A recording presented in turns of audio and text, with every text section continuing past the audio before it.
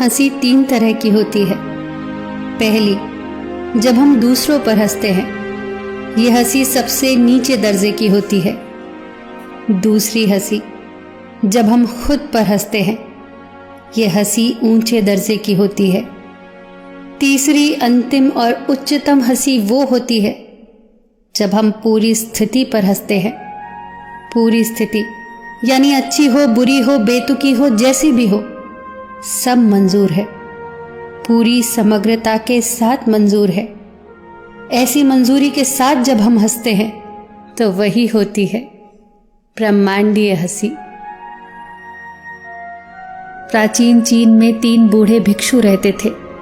उनका नाम किसी को नहीं पता, क्योंकि उन्होंने अपना नाम कभी किसी को बताया ही नहीं। कोई उन्हें नाम से नहीं जानता था।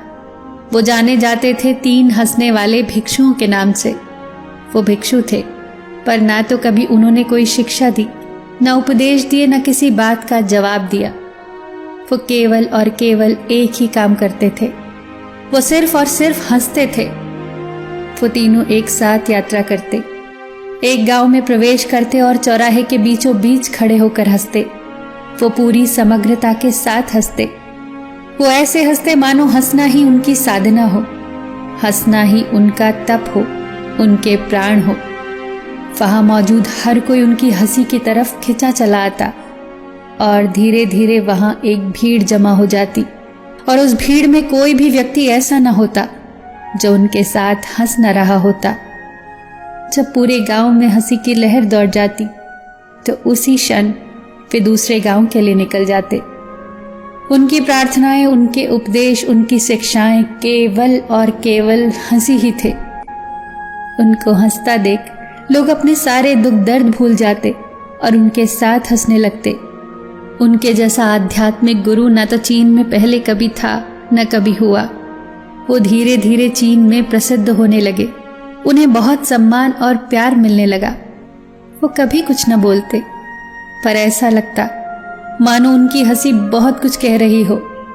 ऐसा लगता मानो उनकी हंसी में ईश्वरीय संदेश छुपा हो।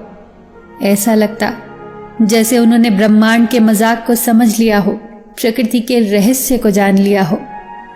वो एक गांव से दूसरे गांव यात्रा करते और लोगों को आनंद से भरते। जब वो एक गांव में ठहरे हुए थे तो एक रात एक भिक्षु की मृत्यु हो गई। पूरे गांव को यह उम्मीद थी कि वो 2 भिक्षु आज जरूर रोएंगे।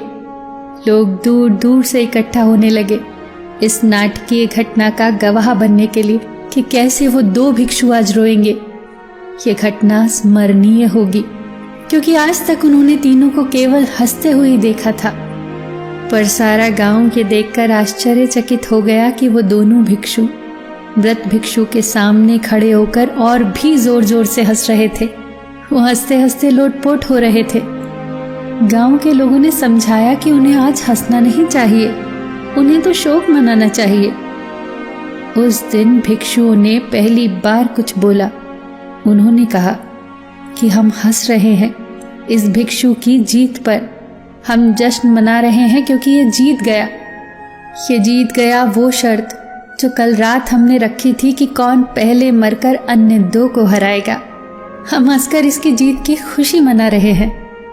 कई वर्षों से हम साथ रहे, साथ हंसे, और आज इसे अंतिम विदाई देने का इससे बेहतर तरीका और कोई नहीं हो सकता।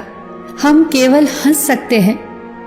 लोगों ने महसूस किया कि मृत भिक्षु का चेहरा ऐसे मालूम पड़ रहा था कि मानो वो भी इन दोनों के साथ हंस रहा हो। चीन में मृत व्यक्ति को धोने और उनके कपड़े बदलने की परंपरा थी, पर मृत व्यक्ति ने अपने साथियों से ऐसा न करने को कहा। उसने कहा, मेरे शरीर को न तो धोना, न ही मेरे कपड़े बदलना, क्योंकि मैं कभी अशुद्ध हुआ ही नहीं। हंसी की फुहारें मुझ पर इतनी बरसी कि अशुद्धता रही ही नहीं। दुनिया की किसी भी गंदगी को मैंने हंसी के जरिए अपने पास तक फटकने नहीं दिया। मृत भिक्षु को उन्हीं कपड़ों के साथ चिता पर रख दिया गया, और जैसे ही आग लगी तो उसके कपड़े चटकने लगे। मृत भिक्षु ने अपने कपड़ों में पटाखे छुपाए थे जो आग लगते ही फटने लगे, और सारा आसमान कई रंगों की आतिशबाजियों से चमकने लगा। सब आश्चर्यचकित थे, सब दिशाओं में रंगीन रोशनी फैल गई और ये देखते ही सारा गांव जोर जोर से हंसने लगा। वो भिक्षु जाते जाते भी पूरे गांव को एक बार फिर से हंसा गया। वो भिक्षु सिखा गया ब्रह्मांड के उस रहस्य को कि हंसो, क्योंकि हंसना सिर्फ मनुष्य के भाग्य में ही है। हंसो, क्योंकि हंसना आपके द्वारा अभी तक की गई प्रार्थनाओं में सर्वश्रेष्ठ है। हंसो, क्योंकि मुस्कुराहटें आत्माओं का चुंबन है। हंसो, क्योंकि हंसी के हथियार के सामने कोई खड़ा नहीं रह सकता। सब कुछ भूलकर हंसो, सुख दुख दर्द तकलीफ सब भूलकर हंसो, ताकि आप उस ब्रह्मांडीय हंसी का हिस्सा बन सको। फिर मिलेंगे दोस्तों अगली कहानी के साथ। तब तक के लिए अपना ख्याल रखना और हमेशा मुस्कुराते रहना।